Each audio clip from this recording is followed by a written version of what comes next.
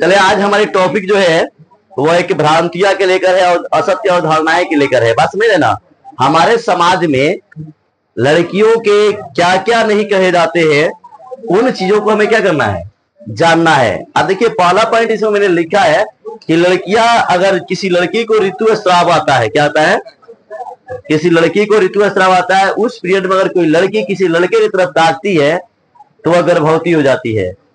ये बात क्या है, बिल्कुल असत्य है। क्या है, मतलब ये हमारे समाज की कथन है। देखो यहाँ पे लिखा गया है ना कि ऋतुस्राव के समय यदि कोई लड़की किसी लड़के को देखती है तो वह क्या होती है, गर्भवती हो जाती है। ये बात क्या है, सत्य है कि असत्य है? असत्य है, क्योंकि आप जानते हैं कि गर्भवती लड़की तभी हो सकती है जब उसे क्या, उसके अंडाणु का निषेचन होगा। उसके अंडाणु के निषेचन के लिए किसकी जरूरत होती है, शुक्राणु की। अरे तो देख लेने से थोड़ी गर्भवती हो जाएगी जी, ये गलत है कि सही है? दूसरा ये चीज है कि संतान के लिए लोग कहता है कि सबसे ज्यादा माँ ही उत्तरदायी। आप लोग देखे होंगे किसी घर में लड़की का जन्म नहीं होता है, सॉरी लड़का का जन्म नहीं होता है, लड़की का जन्म क्या होता है, तो सारा दोष किसको आता है, माँ को। तो आपने पढ़ा था लिंग निर्धारण में, क्या क्या पढ़ा था, एक्स और क्या पढ़ा था, एक्स वाई पढ़ा था ना। तो एक्स वाई किसके पास होता है, मेल के पास, और ये किसके पास होता है, फीमेल के पास। तो आप जानते हो कि ये जब भी अंडा में क्या होंगे, कौन से गुणसूत्र पाए जाएंगे, एक्स पाए जाएंगे। तो माँ के पास तो दोनों एक्स है, माँ के पास क्या है, वो गुण किसके ऊपर निर्भर कर रहा है, पापा के ऊपर निर्भर कर रहा है ना। अगर पापा के पास से क्या लिया, वाई लिया, तो क्या बनेगा, लड़का बनेगा। अगर पापा के पास से क्या लिया, एक्स लिया, तो क्या बनेगा, लड़की। ये चीज तो आप जान रहे हो ना पहले से। तो क्या इसमें माँ के क्या दोष है? और समाज में माँ को क्या किया जाए, प्रताड़ित किया जाता है कि ये के चलते बेटा नहीं क्यों हो, कहता है लोग, नहीं कहता है लोग। तो ये हमारी समाज में जी भी कुरीतियां हैं, उसे क्या करना चाहिए, हटा देना चाहिए।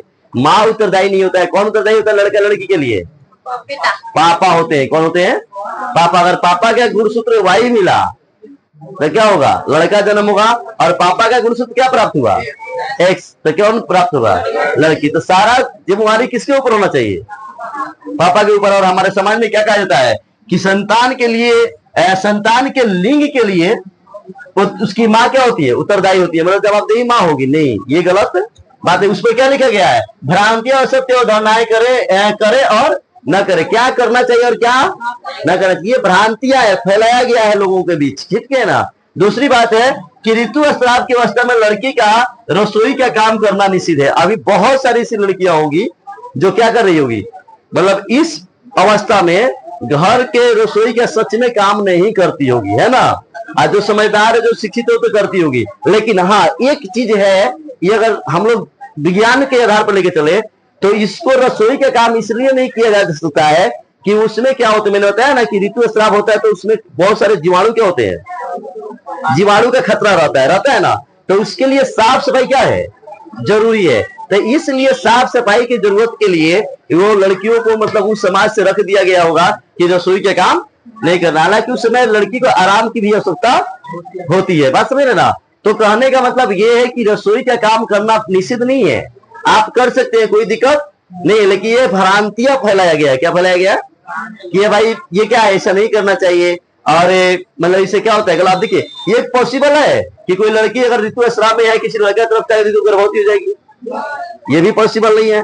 दूसरा नंबर जो पॉइंट है हमारा क्या है कि संतान के लिए उसकी माँ उत्तरदायी होती है, ये बिल्कुल क्या है, गलत है। माँ के पास क्या है, एक्स गुणसूत्र है, पापा के पास क्या है, एक्स वाई। तो अगर पापा से वाई गुणसूत्र मिला तो लड़का हो जाएगा, और पापा से एक्स मिला तो क्या हो जाएगी, लड़की हो जाएगी। तो इसके लिए उत्तरदायी कौन है, पापा की माँ, पापा है, ठीक है। उसके बाद हमारा तीसरा पॉइंट है कि ऋतुस्राव की अवस्था में लड़की का रसोई का काम करना निश्चित है। मतलब निश्चित का मतलब कि ऋतुस्राव आता है तो उस समय लड़कियों को रसोई का मतलब खाना पीना बनाने का काम नहीं करना चाहिए, अचार उचार ये सब नहीं छूना चाहिए। ऐसा है ना कि नहीं है, ऐसा समाज में लोग कहते हैं कि नहीं कहता है।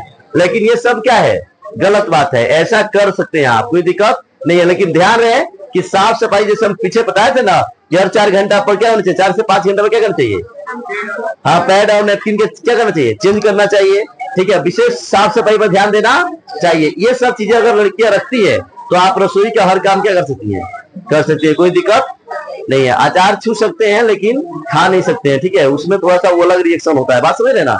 इसलिए उसको मतलब मना किया गया है। लेकिन ये सभी चीजें आप क्या कर सकते हैं, लेकिन किसके साथ? साफ सफाई के साथ। क्या दिक्कत किसी को समझने में?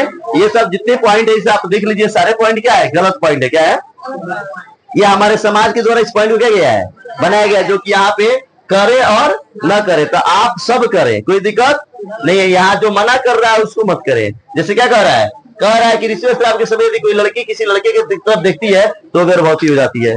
ऐसे भी लड़की तो किसी लड़का की तरफ जल्दी से देखती नहीं है ना, समझ रहे हैं ना।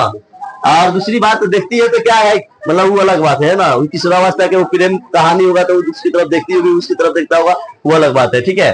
लेकिन यहाँ पे क्या है कि ये चीजें क्या है? गलत है। दूसरी संतान के लिए माँ का दायी नहीं होती, कौन का दायी होता है? पापा होते हैं। तीसरी बात है कि लड़कियां रसोई के घर के काम कर सकती है, कहीं से कोई दिक्कत नहीं है, ठीक है। समझ में आ गया? चलिए।